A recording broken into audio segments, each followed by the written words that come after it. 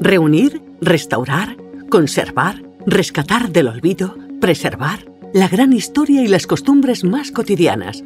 Detrás de cada colección hay una sensibilidad especial, sentido del deber, constancia y un mar de anécdotas e historias dignas de escuchar.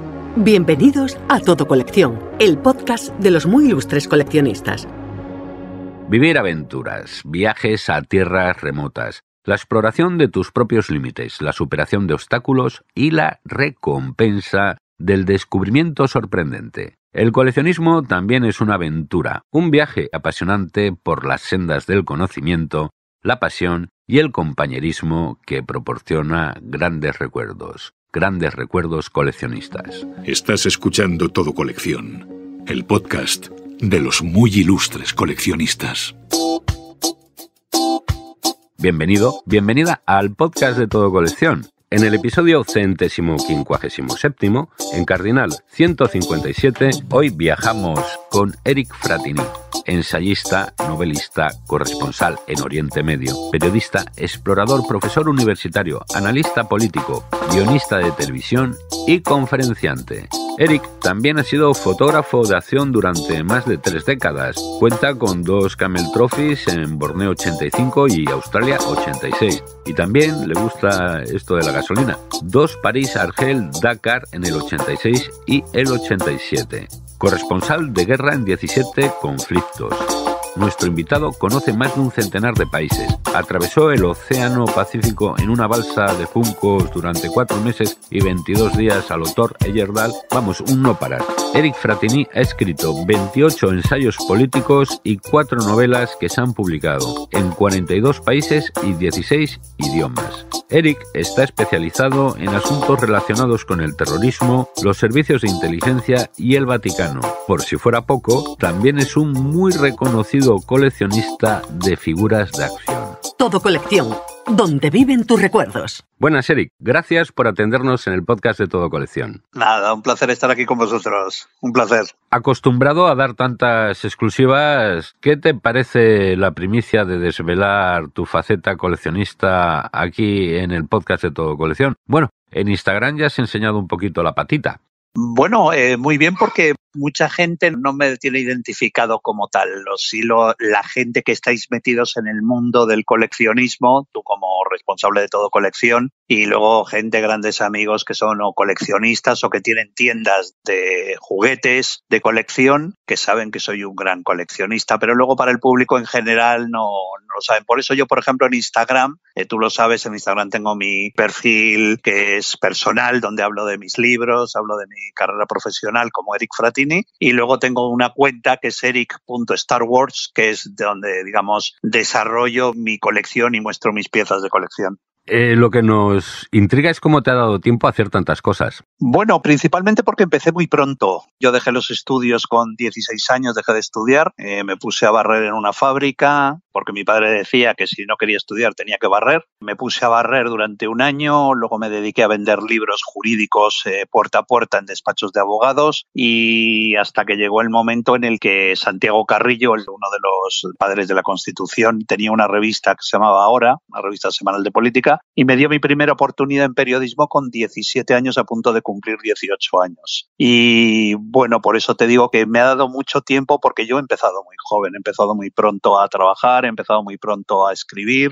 y he empezado muy pronto en el mundo laboral. Y entonces, claro, eso me ha permitido, y yo siempre lo digo, claro, y tú lo adelantabas en la presentación de la entrevista, claro, yo con 21 años, que es cuando los chavales están empezando la carrera universitaria, pues yo estaba en un Land Rover en la mitad de la selva de Borneo. Con 22 estaba recorriéndome en un Land Rover más de 5.000 kilómetros por Australia. Es decir, no he llevado una vida normal, porque eso un chaval de esa edad no lleva una vida normal así, ¿no? Lo que pasa es que yo no quiero decir anormal, porque no ha sido una vida normal, he disfrutado enormemente, y yo creo que hay mucha gente joven que tira por ahí, pero bueno, pero claro, en aquella época, estamos hablando de los años 80, no era tan normal. Bueno, el tiempo tiempo te ha cundido. Aún así eres un hombre muy ocupado, con la agenda cronometrada al minuto. ¿De dónde sacas tiempo para tus colecciones?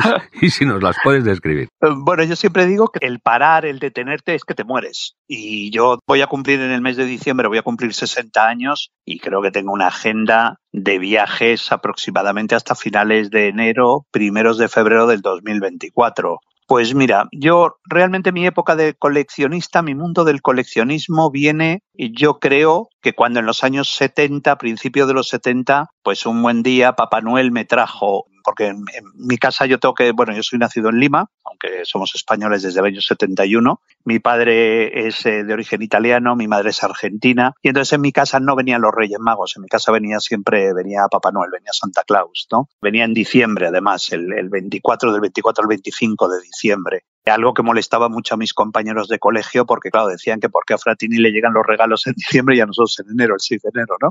Y bueno, pues yo creo que empezó realmente mi mundo del coleccionismo cuando recuerdo que uno de aquellos juguetes que venían envueltos maravillosamente, lo abrí y que me apareció pues un Madelman que era Las tropas de montaña, que no sé si te acuerdas que venía como una especie de arcón de plástico donde metías los proyectiles que venían en aquella bazooka que traía también aquel muñeco, ¿no? Y yo creo que aquello fue lo que me despertó realmente, no sé si al coleccionismo, pero sí al mundo del juego, al mundo del juguete. Luego vendrían, en años posteriores, vendría pues el astronauta, el Madelman astronauta del 2001, un Odisea del espacio, que todavía lo conservo en su caja. La caja azul. La caja azul, la famosa caja azul con el nombre de Stanley Kubrick. Tengo todavía en perfecto estado de conservación en su caja mi Cinexin, el primer Cinexin que salió al mercado y donde pasé horas y horas y horas, y era el año 71 de aquella pieza, y todavía la conservo. Y yo creo que eso también es muy importante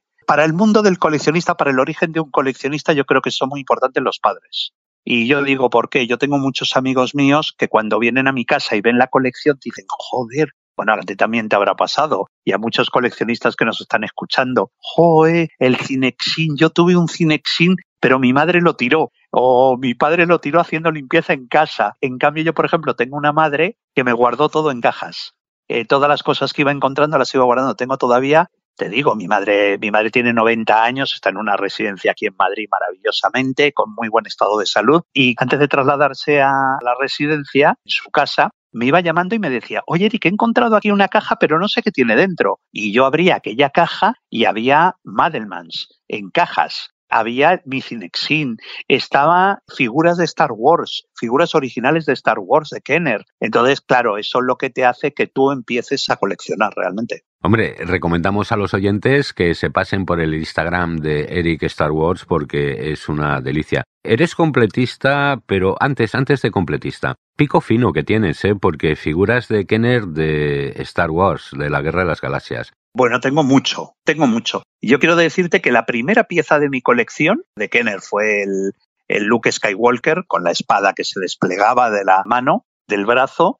Recuerdo, yo volviendo, esto era el año 77, creo que fue. Sí, el año 77, cuando se estrenó la película.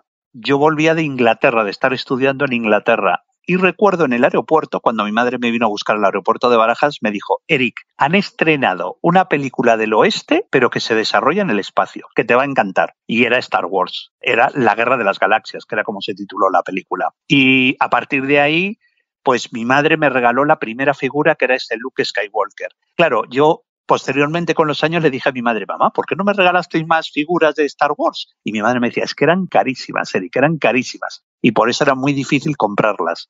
Y luego a partir de ahí, pues tengo verdaderas joyas en mi colección de Star Wars. Por ejemplo, lo tengo en blister, una figura que solamente los coleccionistas de Star Wars saben lo que significa esta figura. Tengo el Space Commander 374, que fue fabricado por Fisher-Price en el año 75, y lo tengo en blister. Esa figura que supuso, en el año 77, cuando George Lucas comienza a idear la posibilidad de crear figuras de la película Una Nueva Esperanza, La Guerra de las Galaxias, que se llama en España, él tiene una reunión con Bernie Loomis, que en aquel momento era el presidente de Kenner.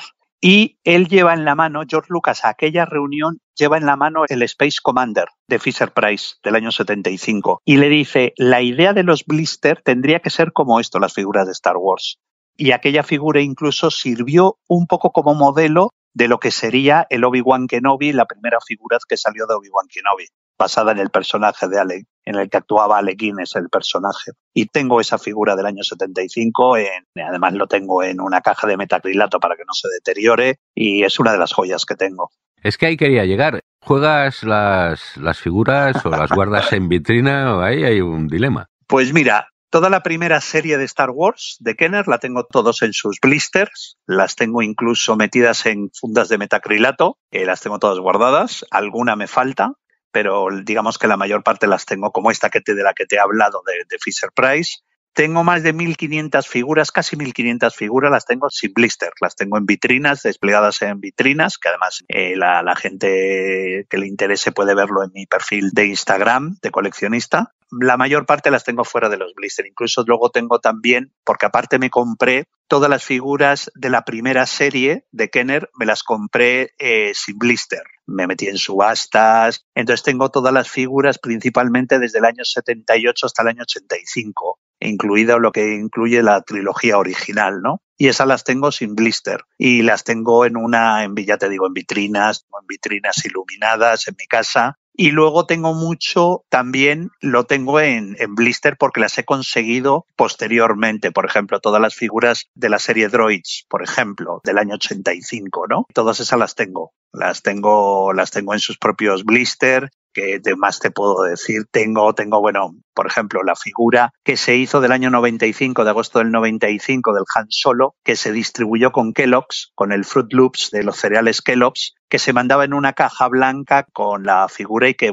era la figura de Han Solo vestido de soldado imperial, del Stormtrooper, que además era muy curioso porque venía sin ningún tipo de pistola o de arma. ¿Qué más tengo? Tengo muchas más joyas. Tengo el Blix, por ejemplo, el personaje de Blix también lo tengo. Se distribuyó, lo hizo un lanzamiento Glasslight, lo que es la firma brasileña de juguetes. Cuando los juguetes de la Guerra de las Galaxias comienzan a perder tirón en Estados Unidos, empiezan a vender mucho material que está en sus almacenes. Y esta empresa, Glasslight, la empresa brasileña, empieza a lanzar algunas figuras de la serie Ewoks.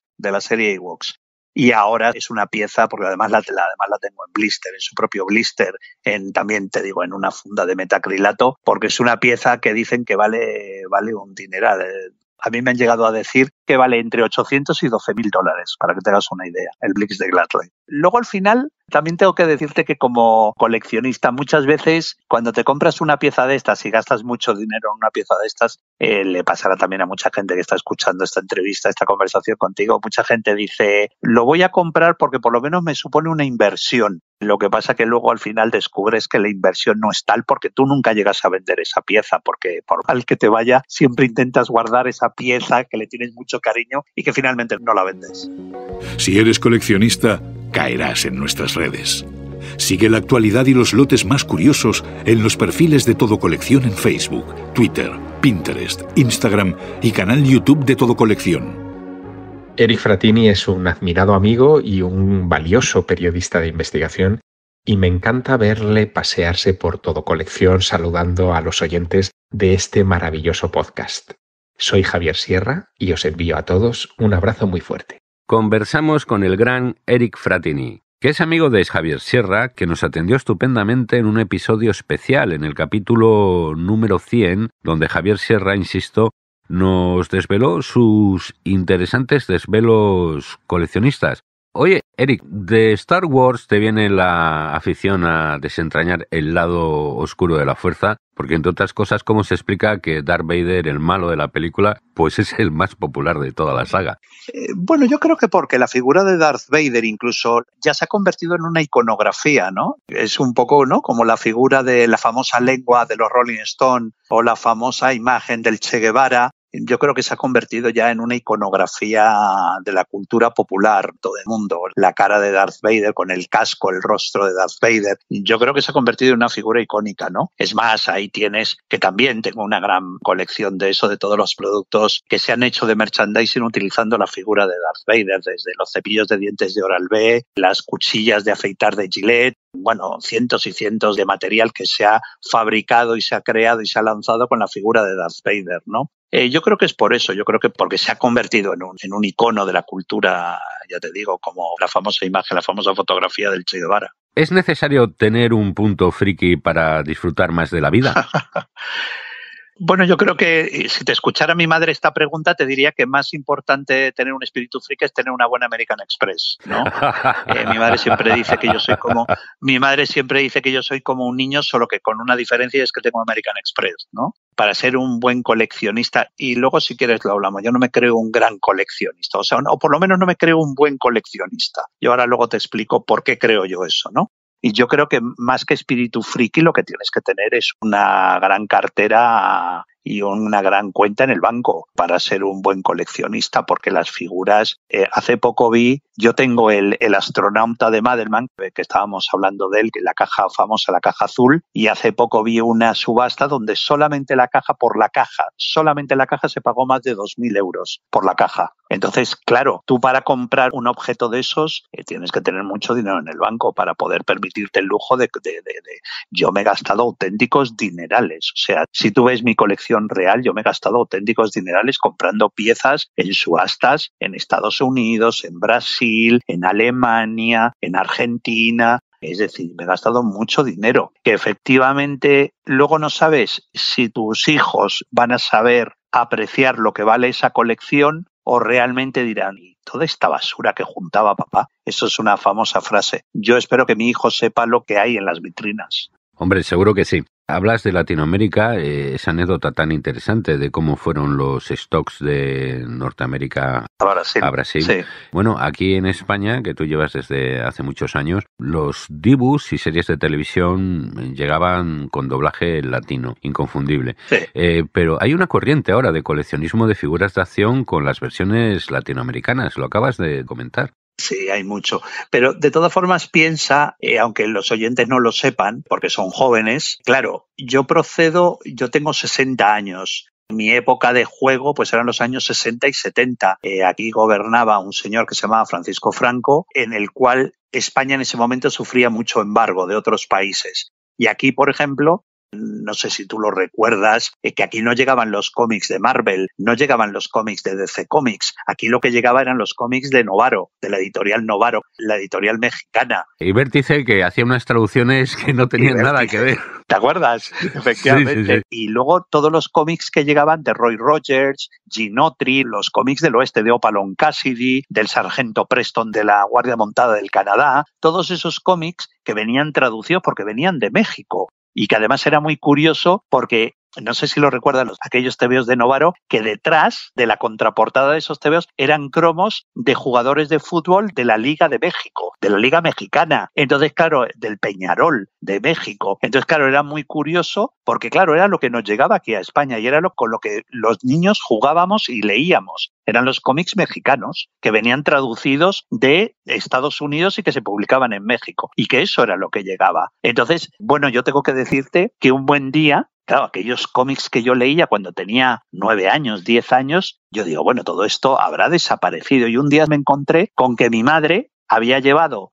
decenas y decenas y decenas de paquetes de cómics, los había llevado y los había encuadernado. Y ahora los tengo en mi biblioteca como auténticas joyas. Porque yo siempre digo, y siempre lo recomiendo a los niños, que lean cómics. Porque eso es lo que les va a hacer que luego puedan saltar a la lectura más fácilmente, la lectura de cómics. Yo me tiraba horas y horas y horas leyendo cómics. Efectivamente, no éramos de la generación de los videojuegos, porque todavía no habían salido, pero nos permitió viajar con la imaginación a aquellos grandes cómics que llegaban.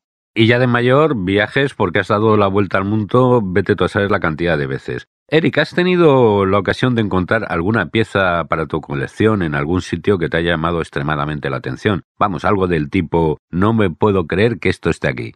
Pues mira, vivimos en el globalismo. ¿vale? Donde ya las piezas que tú encuentras son igual de caras que en España o en Alemania o en Francia. Por ejemplo, yo ahora próximamente me marcho a Argentina, a Patagonia, a una expedición y luego me voy a Chile. Paso por Santiago de Chile antes de ir hacia Isla de Pascua. Y estoy hablando a través de Instagram con coleccionistas de ahí para que me recomienden lugares a los que pueda visitar para ir a ver colecciones o que me puedan interesar alguna pieza. Y los precios que manejan son incluso, te diría que más altos que en Estados Unidos. Las piezas de Star Wars o las piezas de figuras de Mego están manejando precios mucho más caros que en Estados Unidos, que ya es decir, ya es un decir. Y por eso te digo que tampoco te encuentras grandes piezas, o sí que te encuentras maravillosas piezas, pero que los precios que te ponen son absolutamente exorbitantes y son imposibles. Bueno, además de corresponsal en sitios calentitos como Oriente Medio, has cubierto guerras en los Balcanes, Chechenia, Somalia, Ruanda, el Congo. Bueno, 17 conflictos, ahí es nada. Y por si fuera poca adrenalina, también, pues bueno, expediciones al Himalaya, los rallies París-Dakar, el Camel Trophy. Te va la marcha, Eric. Pero la pregunta es, ¿qué tiene más peligro, esos destinos o el Vaticano y la ONU? A ver, hombre, tiene más peligro el estar metido en un conflicto como Ruanda o en un conflicto como Bosnia, ¿no? Donde nos disparaban directamente, ¿no? Luego, efectivamente, tiene mucho más intrigas el propio Vaticano, o tiene mucho más intrigas dentro el Estado Vaticano o la propia ONU, la propia Organización de Naciones Unidas para la que trabajé 7 años, tiene mucho más, no sé si más intrigas, pero sí mucha corrupción tienen. Y bueno, y eso es lo que yo, digamos, que me ha servido de base para escribir mucho sobre estos dos temas principalmente. He escrito 7 libros sobre el Vaticano y he escrito un libro muy polémico, fue muy polémico, que se llamó ONU, Historia de la Corrupción, donde hacía un recorrido desde el año 45, fecha de la fundación de la ONU, hasta la actualidad, hasta Kofi Annan, cuando todavía estaba Kofi Annan de secretario general, donde hacía todo un recorrido por la gran cantidad de casos de corrupción galopante que tiene la propia organización. Eric, con tanto riesgo y tanta aventura, ¿has tenido mucho accidente, lesión o herida? Porque no pareces nada pupas. Pues mira, yo he sido un hombre de suerte, la verdad. Mira, mi mujer siempre dice que debo tener el ángel de la guarda, lo debo tener totalmente jubilado y retirado. Dice, debe estar harto, ¿no? Las famosas 7 vidas del gato, ¿no? Yo he tenido casos de verdadero peligro de haberme salvado. Recuerdo, por ejemplo, cubriendo una información en Paraguay, en el desierto de Paraguay, en el Chaco, pues el gobierno nos puso un helicóptero para trasladarnos de un punto a otro y recuerdo que había mucha polvo en el aire y un compañero mío me dijo, Eric, ¿por qué no nos subimos, que nos lleven en el helicóptero? Y yo dije, hay muchísimo polvo, no vas a ver nada, porque como hay tanta polvo levantado, tanta arena, además el polvo de esa zona es como muy parecido al talco, ¿sabes? Es muy fino el polvo. Sí, sí. Y le digo, no vamos a ver nada. Y en ese momento llegó un equipo de la televisión japonesa que nos dijo, oye, como no lo vais a utilizar vosotros el helicóptero para trasladar, ¿nos dejáis que lo podamos utilizar nosotros? Y les dijimos que sí. Le dijimos, sí, subiros vosotros y utilizadlo y trasladaros si queréis. Y eran 4 personas de la televisión japonesa. Bueno, pues vimos como el helicóptero se levantaba, empezó a dar vueltas en el aire y se cayó y se mataron todos los miembros del equipo japonés con los pilotos. Entonces son esos momentos. En la guerra de Ruanda estuve 45 minutos con las manos en la cabeza en un control UDU para ver qué hacían con nosotros. Bueno, son esos momentos en los que dice, creo que acabo de gastar otra vida del gato, esa de las 7 vidas que tiene el gato, ¿no? Y bueno, yo ahora la verdad es que tengo una vida mucho más relajada, mucho más placentera. Ahora organizo expediciones luego si quieres lo hablamos, para mujeres que han sufrido cáncer, expediciones con niños que han sufrido acoso escolar de forma grave, que me los llevo a algún lugar del planeta y yo creo que ya ahora llevo una vida mucho más tranquila, que ya me la merezco. Sí. ¿Ya disfrutas de Todo Colección en la palma de la mano? Descarga la aplicación de Todo Colección en tu móvil. Compra, vende, negocia, puja. Consulta en tiempo real Todo Colección, donde viven tus recuerdos. Hemos hablado bastante de Latinoamérica y llega el momento del saludo para los oyentes hispanohablantes del podcast de Todo Colección. Y un abrazo muy especial para Perú. Una, por cierto, de grandes y muy mediáticos escritores como Vargas Llosa, Alfredo Bryce Echenique, En Miami también es muy conocido Jaime Bailey. Tú no te quedas atrás. Me has puesto grandes ejemplos. Muchas gracias de compararme con Bailey, con Bryce Echenique y con Vargas Llosa. Solo compartimos, desgraciadamente, la nacionalidad peruana, el haber nacido en Lima. Son grandísimos escritores, los tres, además, que me has puesto. Es que me han presentado un triunvirato alucinante. Yo déjame decirte que soy poco peruano, aunque he ido muchas veces a Perú, porque claro, tú piensas que yo con mi familia nos vinimos aquí, yo nací en el año 63 y vinimos a España en el año 64. Entramos aquí en España. Mi padre fue el hombre que introdujo la lente de contacto en España. Ahí va. Sí, mi padre fue el hombre que introdujo la lente de contacto en España. Mi padre trabajaba para una compañía americana en Perú, era el responsable de Bausch + Lomb, que es una compañía muy famosa de lentes de contacto, y en un congreso se encontró con el doctor Castroviejo, uno de los grandes oftalmólogos de este país, y le dijo a mi padre y le propuso venirse a España a enseñar a los españoles lo que era la lente de contacto. Y mi padre le dijo que sí, y aquí aterrizamos en Barcelona. Estuvimos en Barcelona viviendo un tiempo y mi padre finalmente decidió venirse a Madrid para instalar la primera fábrica de lentes de contacto muy cerca de la Gran Vía, que en aquel momento se llamaba Avenida José Antonio, y ahí montó la primera fábrica en el año 68, 69. Y en aquel momento la normativa española con respecto a la inmigración no era tan dura, no era tan complicada. Y mi padre sí que iba todos los años a registrarse, a decir, bueno, soy extranjero, mi familia es extranjera y vengo a registrarme en la policía. Y en el año 71 el funcionario, que lo veía a mi padre todos los años, le dijo, ¿y usted no se quiere hacer español? Y mi padre le dijo, pues sí, no es mucho trámite. No hay ningún trámite, lo único que tiene usted que jurar el movimiento, que era la fidelidad, el juramento de fidelidad franco, y le dijo, ¿y esos niños de quién son? Y le dijo mi padre, pues esos tres son mis tres hijos. Dice, pues tráigalos y los hacemos españoles. Y en el año 71 nos hicimos españoles todos. Claro, era otra época. No había extranjeros en España, no había tantos extranjeros en España. Bueno, eres muy modesto respecto a tu producción bibliográfica, pero que conste que en Todo Colección hay más libros tuyos vendidos que a la venta. Lo puedes comprar en Orientaprecios. Y eso quiere decir que cuando se compra un libro tuyo, el lector se lo queda. Mira, yo he sido un privilegiado en la carrera como escritor, tengo que decirte. Bien es cierto que alguien que quiera ejercer de escritor, vivir del mundo de la literatura, o bien ensayo o bien novela, en España es muy complicado, es muy difícil. Yo tengo amigos míos, por supuesto, tengo grandes amigos como Javier Sierra, Arturo Pérez Reverte, Lorenzo Silva, que son grandes amigos, y que ellos sí, pero porque tienen una gran cantidad de ventas. Yo mi carrera ha ido por otro lado. Mira, yo soy un escritor que en España puede vender entre 7.000 y 15.000 ejemplares. En algún caso he vendido muchísimo más, como fue el caso del libro de la Santa Alianza, la historia del Servicio Secreto Vaticano, que vendí miles y miles y miles de ejemplares aquí en España. Pero eso es un caso muy especial. Lo que pasa que, claro, yo al tener a gente, lo que me ha permitido es que mi obra se ha publicado en 42 países y se ha traducido en 16 idiomas. Y al publicar en tantos países te permite es que tu difusión, la difusión de tu obra es mucho más amplia. Por eso yo siempre digo, cuando a mí me han propuesto, oye, Eric, ¿no te interesaría escribir la historia del Centro Nacional de Inteligencia en España? Es en nuestro servicio secreto. Claro, eso es un tema que solamente interesa en España. Y si tú analizas todas las temáticas que yo he tratado en mis libros, en mis 30 ensayos y 4 novelas, te darás cuenta que mis libros pueden ser leídos o por un español, por un italiano, por un francés, un rumano, un brasileño o un estadounidense. Da igual, porque son temas muy generales, son temas de historia que puede leer cualquiera. Y por eso yo siempre he huido de los temas españoles, de escribir sobre temas relacionados con España, porque mi producción va mucho más allá de las fronteras de España. Sí, asuntos desde Manipulando la Historia, El libro negro del Vaticano, Murió Hitler en el búnker, estoy leyendo aquí en tu página web, Muerte a la carta, Italia sorvegliata speciale, y bueno, Cuervos del Vaticano, Los papas y el sexo.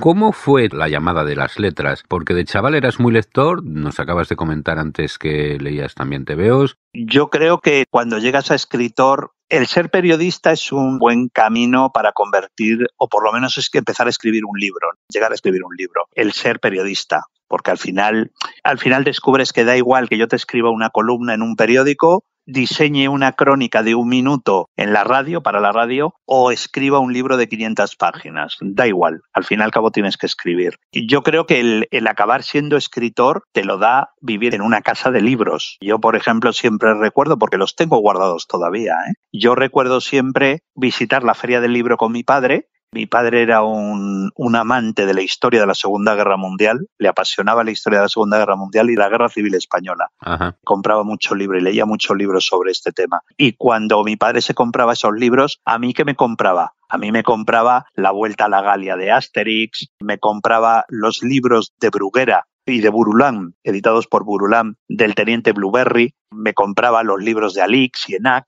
Entonces, esos tebeos, con el paso de los años, se convirtieron luego en libros que eran los libros del editorial Molino. No sé si los recuerdas. Eran los libros donde los personajes, en el lomo del libro aparecían las fotitos de los personajes de David Crockett, Quo Vadis, de las grandes joyas literarias. Sí, hay muchos en Todo Colección. Pues hay muchísimos, sí, efectivamente. Que te acuerdas que venía o texto corrido, texto editado, o lo podías leer en la página siguiente como si fuera un cómic. Bueno, pues eso fue lo que a mí me introdujo a leer, al sistema de ponerte a leer, de sentarte a leer un libro. Yo me acuerdo, por ejemplo, siempre lo cuento como anécdota, el domingo en mi casa no se podía hacer ruido, porque mis padres estaban escuchando ópera y leyendo. Y entonces había una norma en mi casa que era que los domingos por la mañana tú no podías hacer ruido. Y si querías jugar, tenías que irte a tu habitación. Claro, ahora yo vivo con una persona que es profesora de universidad. Y claro, vivimos aproximadamente con casi 10.000 libros. Y claro, al final te conviertes en un adicto a los libros, porque eso es una de las cosas que a mí me ha pasado. Yo me compro libros por Amazon que sé que no tengo tiempo real para poderlos leer y que muchas veces digo, venga, voy a coger este libro y pues te cuento, por ejemplo, el último libro que he comprado, Hoteles de Guerra. Se llama el libro. Está escrito por un periodista americano, donde hace un análisis de la importancia de los grandes hoteles en los conflictos armados, ¿vale? Cómo esos hoteles se han convertido, por ejemplo, el Holiday Inn de Sarajevo, el American Colony de Jerusalén, el Hotel Intercontinental de Saigón, cómo esos hoteles se convirtieron en grandes escenarios de esos mismos conflictos, ¿no? Y muchos de los hoteles en donde yo he vivido, ¿no? Como el Hotel Holiday Inn de Sarajevo o el American Colony de Jerusalén, en el que residí 4 años en ese hotel. Entonces, fíjate, me lo he comprado y digo, venga, en el próximo largo viaje que tenga en avión, me lo llevo para empezar a leerlo. Y nunca tengo tiempo de ponerme a leer tranquilamente. Entonces, claro, eso es un problema al final, se ha convertido en un problema. Eric, ¿tu última compra en Todo Colección o lo que hayas marcado como favorito? Pues mira, a ver, el último, mira, te puedo decir, por ejemplo, fue un juguete, es una joya, es un juguete fabricado por Borrás en la década de los años 20. Es una especie de juego como de la oca, ¿vale? Que es la conquista del Polo Norte. Y las figuritas son, cada pieza representa a un explorador polar, tú tiras un dado y vas avanzando. Empiezas en un barco de vela de los años 20, como las primeras expediciones de Roald Amundsen o de Shackleton, y terminas en el punto geográfico del Polo Norte. Y eso fue un juguete fabricado por Juguete Borrás creo que en el año 25, año 26, que no tuvo mucho éxito, porque en aquel momento todavía este tipo de juguetes no tenía mucho éxito, y lo he comprado incluso en su propia caja todavía. Y bueno, es que además ves la caja y la caja es una obra de arte. Solamente la caja es una obra de arte. Se puede ver en mi perfil de Instagram. Luego, pues, ¿qué más he comprado? Bueno, una colección de esquimales, una colección de inuits que es del año 59. Son unas figuras, son 6 esquimales, 4 osos polares y un iglú de plástico. Son del año 59, fabricados, te digo, por Manuel Sotorres Torres, que era un fabricante de plásticos, de artículos de plástico, de peines, y que también dedicó parte de la producción a hacer juguetes. Y son una verdadera joya porque además lo más difícil de conseguir es el iglú, porque el iglú tiene una característica. El iglú, tú podías meter los esquimales dentro del iglú y la tapa se levantaba para poder meter dentro los esquimales, ¿no? Y es muy difícil de conseguir porque principalmente puedes conseguir en la parte baja, sin la tapa del iglú, ¿no? Y bueno, yo conseguí comprar en Todo Colección a un coleccionista, le compré todo el juego. Y es una maravilla, es una obra de arte. Joyas vintage y joyas que tienen el camino de antigüedad, como nos comentas. Vamos a mirar al futuro. Próximos proyectos solidarios. ¿En qué estás metido ahora? Bueno, tú sabes que yo cada año, desde el año 2015, organizo una expedición que se llama Reto Pelayo Vida, está patrocinado por la compañía de seguros Pelayo, donde selecciono a 5 chicas, son supervivientes de cáncer, y me las llevo a algún lugar del mundo, a esas 5 chicas, a hacer una prueba deportiva, un reto deportivo muy duro. En el año 2015 las subí al Kilimanjaro, que es el punto más alto de África. En el 2016 atravesamos el Atlántico en un velero de 40 toneladas. En el 2017 estuvimos en el Polo Norte. La última edición ha sido en Jordania, donde tuvieron que pedalear en el Wadi Rum, en el desierto de Jordania, y escalar el Jebel Hassal y el Jebel Ram, que son el segundo pico más alto de Jordania. Y este próximo mes de octubre partiremos para Patagonia, la zona argentina de Patagonia, donde las 5 seleccionadas, se han presentado este año 463 chicas supervivientes de cáncer de 9 países para 5 plazas, donde las chicas tendrán que comenzar a ascender desde el pueblo del Chaltén hasta la placa de hielo continental. La placa de hielo continental es la tercera más grande del mundo después de Groenlandia y la Antártida, y permanecerán en la placa de hielo continental durante 12 días. Llegarán hasta un gigante de 3.000 metros de altitud de roca y hielo, que se llama el Cerro de Gorra Blanca, y tendrán que ascender, hacer cumbre y volver a bajar.